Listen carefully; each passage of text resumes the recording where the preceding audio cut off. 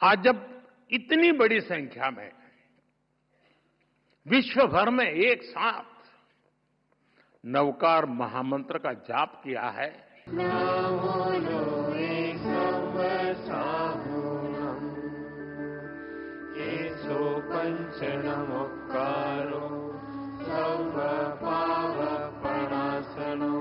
ಮಹಾವೀರ ಜಯಂತಿಗೂ ಮುನ್ನ ನಡೆದ ನವಕಾರ ಮಹಾಮಂತ್ರ ದಿನದಲ್ಲಿ ಪ್ರಧಾನಿ ನರೇಂದ್ರ ಮೋದಿಯವರು ಭಾಗಿಯಾಗಿದ್ದರು. ದೆಹಲಿಯ ವಿಜ್ಞಾನ ಭವನದಲ್ಲಿ ಪ್ರಧಾನಿ ನವಕಾರ ಮಹಾಮಂತ್ರವನ್ನ ಪಠಿಸಿದರು. ಮಹಾವೀರ ಜಯಂತಿಯಂದು ಜೈನ ಧರ್ಮದ 24ನೇ ತೀರ್ಥಂಕರರಾದ ಭಗವಾನ್ ಮಹಾವೀರರ ಜನ್ಮದಿನವನ್ನು ಆಚರಿಸಲಾಗುತ್ತೆ. ಈ ಸಂದರ್ಭದಲ್ಲಿ 108 ದೇಶಗಳ ಜನರು ಭಾಗಿಯಾಗಿದ್ದರು. ಪ್ರಧಾನಿ ಮೋದಿ ಭಕ್ತಿಯ ಸಂಕೇತವಾಗಿ ನವಕಾರ ಮಹಾಮಂತ್ರ ಕಾರ್ಯಕ್ರಮದಲ್ಲಿ ಪಾದರಕ್ಷೆಗಳಿಲ್ಲದೆ ಭಾಗಿಯಾಗಿದ್ದರು. ಅವರು ವೇದಿಕೆ ಮೇಲೆ ಕೂತ್ಕೊಳ್ಳಿಲ್ಲ, ಬದಲಿಗೆ ಎಲ್ಲರ ಜೊತೆ ಕೂತ್ಕೊಂಡ್ರು. ಈ ಸಂದರ್ಭದಲ್ಲಿ ಮೋದಿ ಮಾತನಾಡಿ, ನವಕಾರ ಮಹಾಮಂತ್ರದ ಆಧ್ಯಾತ್ಮಿಕ ಶಕ್ತಿಯನ್ನು ನಾನು ಇನ್ನೂ ನನ್ನೊಳಗೆ ಅನುಭವಿಸ್ತಾ ಇದ್ದೀನಿ. ಕೆಲವರು ವರ್ಷಗಳ ಹಿಂದೆ ಬೆಂಗಳೂರಿನಲ್ಲಿ ಇದೇ ರೀತಿಯ ಸಾಮೂಹಿಕ ಮಂತ್ರ ಪಠಣಕ್ಕೆ ನಾನು ಸಾಕ್ಷಿಯಾಗಿದ್ದೆ. ಇಂದು ನನಗೆ ಅದೇ ಭಾವನೆ ಮೂಡಿದೆ, ಹಾಗೆ ಅದು ಆಳದಲ್ಲಿದೆ ಅಂತ ಮೋದಿ ಹೇಳಿದರು. ನವಕಾರ ಮಹಾಮಂತ್ರ ಕೇವಲ ಮಂತ್ರ ಅಲ್ಲ ಅಂತ ಹೇಳಿದರು. ಈ ಮಂತ್ರದ ಪ್ರತಿಯೊಂದು ಪದ ಮಾತ್ರ ಅಲ್ಲ, ಪ್ರತಿಯೊಂದು ಅಕ್ಷರ ಕೂಡ ಒಂದು ಮಂತ್ರ. ನವಕಾರ ಮಹಾಮಂತ್ರ ಪಠಿಸುವ ಮೋದಿಯವರನ್ನ ನೋಡಿ ಅನೇಕ ಮಂದಿ ಭಾರತೀಯ ಸಂಸ್ಕೃತಿಯನ್ನ ಎಷ್ಟು ಗೌರವಿಸುತ್ತಾರೆ ಅನ್ನೋದು ಸ್ಪಷ್ಟವಾಗಿ ತೋರುತ್ತೆ ಅಂತಿದ್ದಾರೆ. ಪ್ರಧಾನಿ ಮೋದಿ ಅಲ್ಲಿಗೆ ಶೂ ಧರಿಸಿ ಬಂದಿರಲಿಲ್ಲ, ಬದಲಿಗೆ ಬಿಳಿ ಸಾಕ್ಸ್ ಮಾತ್ರ ಹಾಕೊಂಡು ಬಂದಿದ್ರು.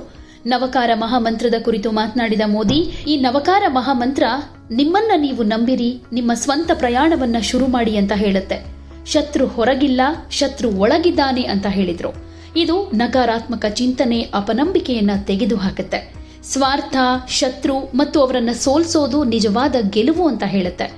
ಜೈನ ಧರ್ಮ ಹೊರಗಿನ ಪ್ರಪಂಚವನ್ನಲ್ಲ, ನಮ್ಮನ್ನ ನಾವು ಗೆಲ್ಲೋದಕ್ಕೆ ಪ್ರೇರೇಪಿಸೋದಕ್ಕೆ ಕಾರಣ ಅಂತ ಹೇಳಿದ್ರು. भीतर से निकलता है। नवकार महामंत्र कहता है, स्वयं पर विश्वास करो, स्वयं की यात्रा शुरू करो। दुश्मन बाहर नहीं है, दुश्मन भीतर है।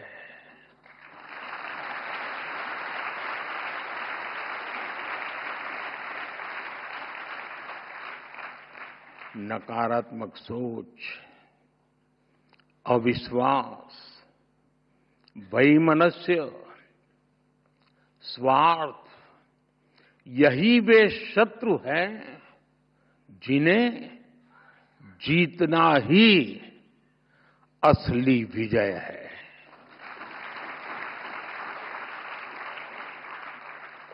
और यही कारण है कि जैन धर्म हमें बाहरी दुनिया नहीं, खुद को जीतने की प्रेरणा देता है। ಒಬ್ಬ ವ್ಯಕ್ತಿಯನ್ನ ಒಳಗಿನಿಂದ ಶುದ್ಧೀಕರಿಸುವ, ಅವನಿಗೆ ಸಾಮರಸ್ಯದ ಮಾರ್ಗವನ್ನ ತೋರಿಸುವ ಮಾರ್ಗ ನವಕಾರ ಮಂತ್ರ. ನಿಜವಾಗ್ಲೂ ಮಾನವೀಯತೆ, ಧ್ಯಾನ, ಸಾಧನ ಹಾಗೆ ಸ್ವಯಂ ಶುದ್ಧೀಕರಣದ ಮಂತ್ರ ಆಗಿದೆ. ಜೀವನದಲ್ಲಿ 9 ಅಂಶಗಳಿವೆ ಅನ್ನೋದು ನಮಗೆ ತಿಳಿದಿದೆ ಅಂತ ಮೋದಿಯವರು ಹೇಳಿದರು. ಈ 9 ಅಂಶಗಳು ಜೀವನವನ್ನ ಪರಿಪೂರ್ಣತೆಯತ್ತ ಕೊಂಡೊಯ್ಯುತ್ತೆ. ಅದಕ್ಕಾಗಿ ನಮ್ಮ ಸಂಸ್ಕೃತಿಯಲ್ಲಿ ನವಕ್ಕೆ ವಿಶೇಷ ಮಹತ್ವ ಇದೆ. ನವಕರ್ ಮಹಾಮಂತ್ರದ ಈ ತತ್ವಶಾಸ್ತ್ರ ಅಭಿವೃದ್ಧಿ ಹೊಂದಿದ ಭಾರತದ ದೃಷ್ಟಿಕೋನಕ್ಕೆ ಸಂಬಂಧಪಟ್ಟಿದೆ. ನಾನು ಕೆಂಪು ಕೋಟೆಯಿಂದ ಹೇಳಿದ್ದೆ ಏನಂತಂದ್ರೆ, ಅಭಿವೃದ್ಧಿ ಹೊಂದಿದ ಭಾರತ ಅಂದ್ರೆ ಅಭಿವೃದ್ಧಿ ಮತ್ತು ಪರಂಪರೆ, ನಿಲ್ಲದ ಭಾರತ. ಯಾರು ಎತ್ತರವನ್ನ ಮುಟ್ಟುತ್ತಾರೋ ಆದರೆ ಅವರ ಬೇರುಗಳು ಕಡಿದು ಹೋಗೋದಿಲ್ಲ. ಅಭಿವೃದ್ಧಿ ಹೊಂದಿದ ಭಾರತ ತನ್ನ ಸಂಸ್ಕೃತಿಯನ್ನ ಅವಲಂಬಿಸಿದೆ. ಅದಕ್ಕಾಗಿಯೇ ನಾವು ನಮ್ಮ ತೀರ್ಥಂಕರರ ಬೋಧನೆಗಳನ್ನ ಸಂರಕ್ಷಣೆ ಮಾಡ್ತಿದ್ದೀವಿ ಅಂತ ಹೇಳಿದ್ರು. ಈ ಸಂದರ್ಭದಲ್ಲಿ ಮೋದಿಯವರು ಪ್ರಪಂಚದಾದ್ಯಂತ ಒಂದೇ ಸಮಯದಲ್ಲಿ ನವಕರ ಮಹಾಮಂತ್ರವನ್ನ ಇಷ್ಟೊಂದು ದೊಡ್ಡ ಸಂಖ್ಯೆಯಲ್ಲಿ ಪಠಿಸ್ತಾ ಇರುವಾಗ ನಾವೆಲ್ಲರೂ ಇಂದು ಎಲ್ಲೇ ಕೂತಿದ್ರು ಈ 9 ಸಂಕಲ್ಪಗಳನ್ನ ನಮ್ಮ ಜೊತೆ ತೆಗೆದುಕೊಂಡು ಹೋಗ್ಬೇಕು ಅಂತ ನಾನು ಬಯಸ್ತೀನಿ ಅಂತ ಹೇಳಿದ್ರು. ಈ 9 ನಿರ್ಣಯಗಳು ನಮಗೆ ಹೊಸ ಶಕ್ತಿಯನ್ನ ನೀಡುತ್ತೆ ಅನ್ನೋದು ನಮ್ಮ ಭರವಸೆ ಅಂತ ಹೇಳಿದ್ರು. ಆ 9 ಸಂಕಲ್ಪ ಅಂತಂದ್ರೆ, ಮೊದಲ ಸಂಕಲ್ಪ ನೀರನ್ನ ಉಳಿಸುವ ಸಂಕಲ್ಪ, 2ನೇ ಸಂಕಲ್ಪ ತಾಯಿ ಹೆಸರಲ್ಲಿ ಒಂದು ಮರ, 3ನೇ ನಿರ್ಣಯ ಸ್ವಚ್ಛತೆಯ ಧ್ಯೇಯ, 4ನೇ ಸಂಕಲ್ಪ ವೋಕಲ್ ಫಾರ್ ಲೋಕಲ್, 5ನೇ ಸಂಕಲ್ಪ ದೇಶ ದರ್ಶನ, 6ನೇದು ನೈಸರ್ಗಿಕ ಕೃಷಿ ಅಳವಡಿಸಿಕೊಳ್ಳಿ ಅನ್ನೋದು, 7ನೇದು ಆರೋಗ್ಯಕರ ಜೀವನ ಶೈಲಿಯನ್ನ ಅಳವಡಿಸಿಕೊಳ್ಳಿ, 8ನೇದು ಜೀವನದಲ್ಲಿ ಯೋಗ ಮತ್ತು ಕ್ರೀಡೆಗಳಿಗೆ ಸ್ಥಾನ ನೀಡಿ. ಇನ್ನು 9ನೇ ನಿರ್ಣಯ ಬಡವರಿಗೆ ಸಹಾಯ ಮಾಡುವ ನಿರ್ಣಯ. आज जब इतनी बड़ी संख्या में विश्व भर में एक साथ नवकार महामंत्र का जाप किया है, तो मैं चाहता हूं आज हम सब जहां भी बैठे हो, इस कमरे में ही सिर्फ नहीं, 9 संकल्प लेकर जाएं. ताली नहीं बजेगी.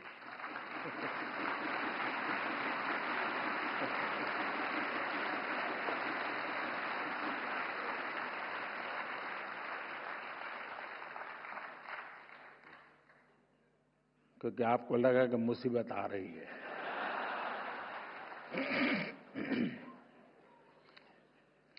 पहला संकल्प,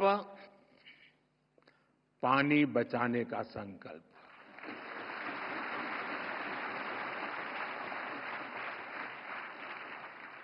आप में से बहुत सारे साथी महुड़ी यात्रा करने गए होंगे. वहां बुद्धि सागर जी महाराज ने 100 साल पहले एक बात कही थी, वो वहां लिखी हुई है. बुद्धि सागर महाराज जी ने कहा था, पानी किराने की दुकान में बिकेगा. 100 साल पहले कहा है.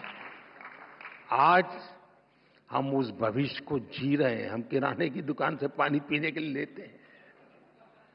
हमें अब एक एक बूंद की कीमत समझनी है. एक एक बूंद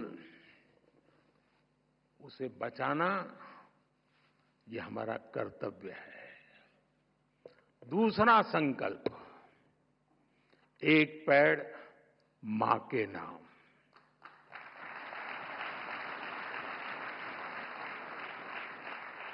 पिछले कुछ महीनों में देश में 100 करोड़ से ज्यादा पेड़ लगे. अब हर इंसान अपनी मां के नाम एक पेड़ लगाए, मां के आशीर्वाद जैसा उसे सींचे. मैंने एक प्रयोग किया था जब गुजरात की धरती पर आपने मुझे सेवा का मौका दिया था. तो तारंगा जी में मैंने एक तीर्थंकर वन बनाया था. तारंगा जी वीरान सी अवस्था है, तो यात्री आते तो बैठने की जगह मिल जाए. और मेरा मन था कि इस तीर्थंकर वन में हमारे 24 तीर्थंकर जिस वृक्ष के नीचे बैठे थे, उसको मैं ढूंढ के लगाऊंगा.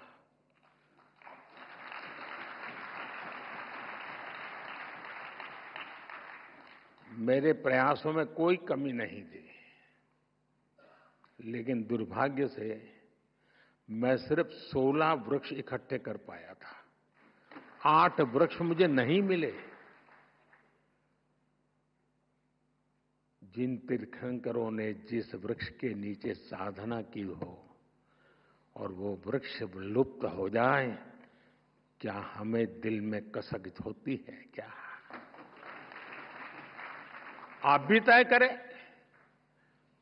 हर तीर्थंकर जिस वृक्ष के नीचे बैठे थे, वो वृक्ष में बोऊंगा और मेरी मां के नाम वो पेड़ बोऊंगा. तीसरा संकल्प, स्वच्छता का मिशन.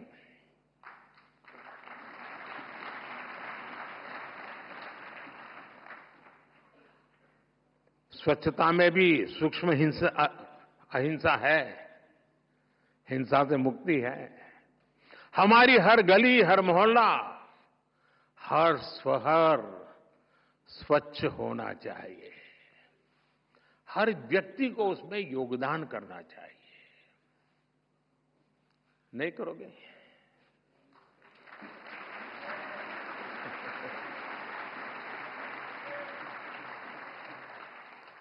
चौथा संकल्प, वोकल फॉर लोकल.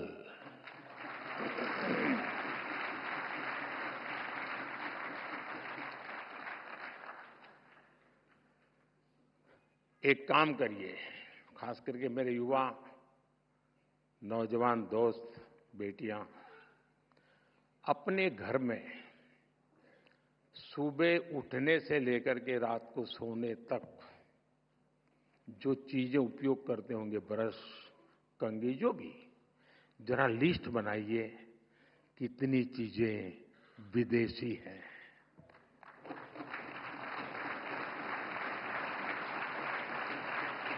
आप स्वयं चौंक जाएंगे कि कैसी कैसी चीजें आपकी जिंदगी में घुस गई है। और फिर तय करिए कि इस वीक में 3 कम करूंगा, अगले वीक में 5 कम करूंगा, और फिर धीरे धीरे हर दिन 9 कम करूंगा, और एक एक कम करता जाऊंगा, एक एक नवकार मंत्र बोलता जाऊंगा।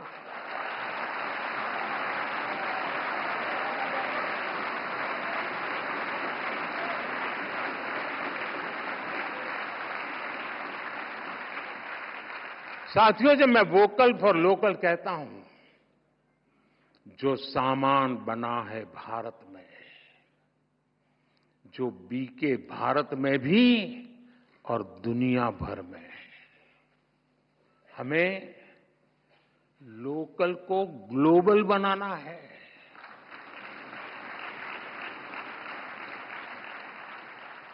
जिस सामान को बनाने में किसी भारतीय के पसीने की खुशबू हो, जिस सामान में भारत की मिट्टी की महक हो, हमें उसे खरीदना है और दूसरों को भी प्रेरित करना है।